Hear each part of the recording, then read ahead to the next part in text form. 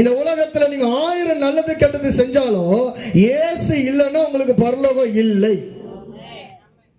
அது யாரா வேணாலும் இருக்கட்டும், எதை வேணாலும் விலை கொடுத்து வாங்கலாம், பரலோகத்தை யாரும் என்ன பண்ண முடியாது, வாங்க முடியாதுங்க.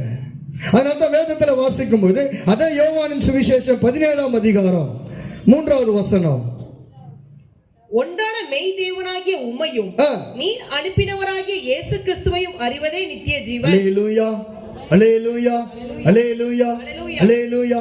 அதே 14ஆம் அதிகாரம் 6வது வசனம், அதற்கு இயேசு நானே வழியும் நானே சத்தியம் நான் ஜீவன், என்னை இல்லாம ஒருவனும் பிதாவினிடத்துல வரான். ஏங்க இயேசு கிறிஸ்து இல்லைன்னா நீங்க பரலோகமே போக முடியாதுங்க. பரலோகம் மாணவரையா எல்லாரும் போய் உட்காந்துக்கிறதா, அது சேர் போட்டு போயிட்டு பரலோகத்தில் எல்லாரும் போயிட முடியாது. இயேசு கிறிஸ்துவ எந்த ஒரு மனுஷன் ஏற்றுக்கொண்டு இயேசுவுக்காக வாழணும்னு நினைக்கிறானோ அந்த மனுஷனுக்கு மட்டும்தாங்க பரலோகம். அல்லேலூயா.